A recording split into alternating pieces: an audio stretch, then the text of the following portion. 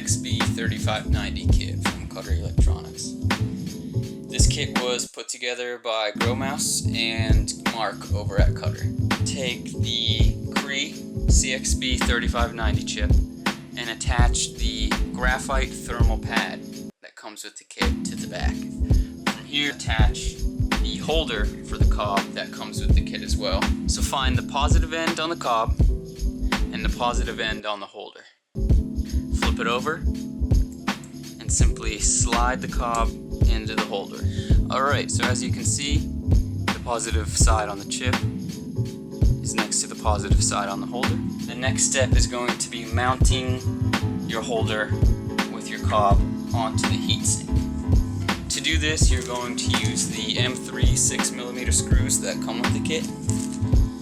Take 2 screws and put them in the left hole here and the right hole here, making sure that the hole for your wire is on the left.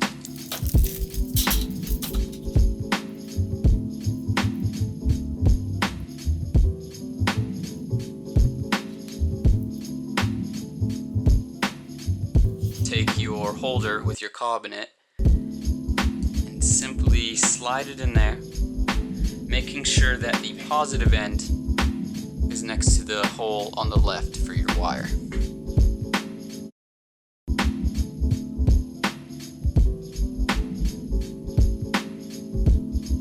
Take 2 more M3 6mm screws that come with your kit and use them to attach your adapter for your reflector.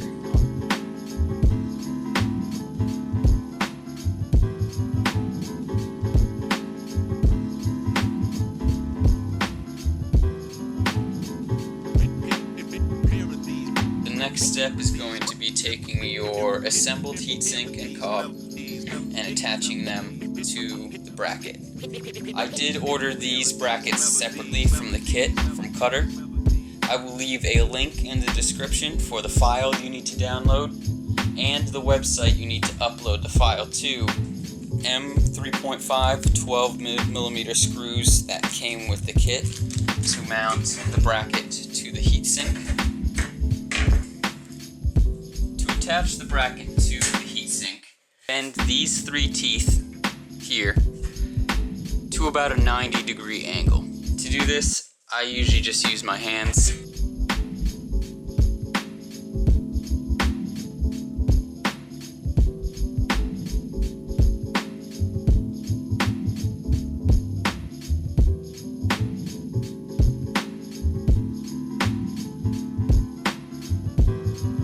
Now that you have bent your teeth on your bracket to about a 90-degree angle, you take off your reflector if it's on. Slide your bracket to your heatsink. Take 4 M3.5 12mm screws that come with the kit from Cutter and use them to firmly secure the bracket to the heatsink.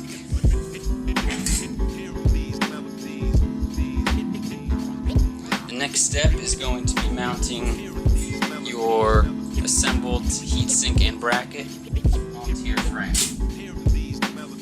Why don't we go over a little bit about how I made my frame? I used 4 40-inch long 80/20 extrusions, 4 24-inch long 80/20 extrusions, and 4 6-inch long 80/20 extrusions. To attach all of the extrusions together, I used some 90-degree internal connectors that slide into the 80/20 extrusions. Those are tightened with an Allen wrench, so that's all you'll need to put the frame together. As far as spacing goes, I believe each one of these is 8 inches apart on center, making this 24 inches in length total.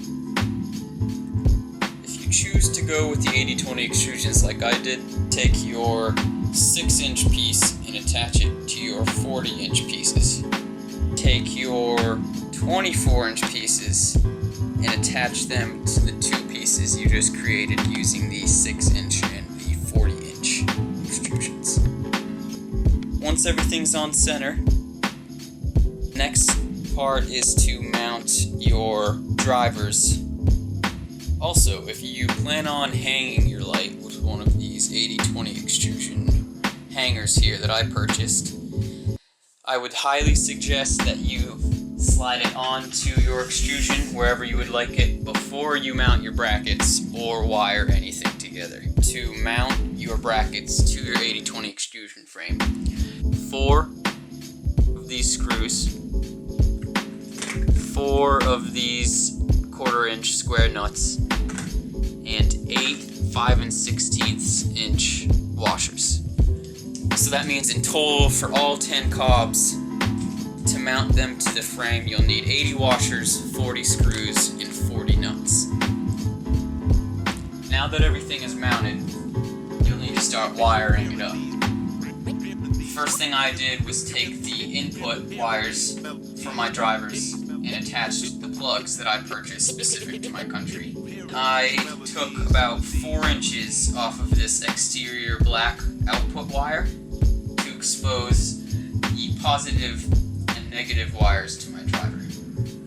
From there, I attached the positive from the driver directly to the positive of this cob, then the negative of the driver to the negative of this cob.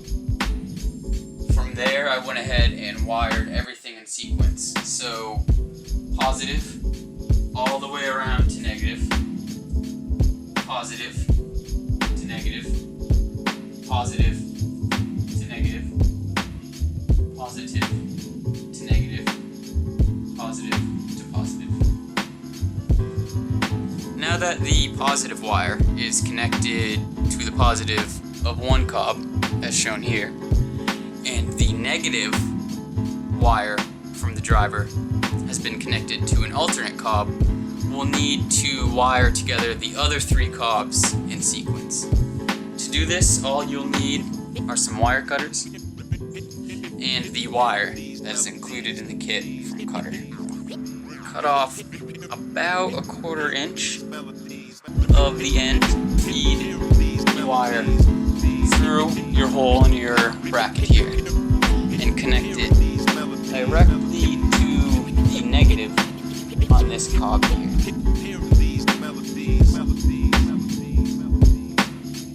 Now that the wire has been connected to the negative of this cob, run it along the 80/20 extrusion through the hole on the heatsink and connect the wire to the positive of this cob here. The negative of this cob has been wired to the positive of this cob. We'll need to wire the negative of this cob to the positive of that cob. These 2 cobs have been connected. We'll need to wire up the negative of this cob to the positive of this cob. The last wire we need to connect will be the negative from this last cob to the positive on this cob. This is the cob that we connected the negative wire from the driver to.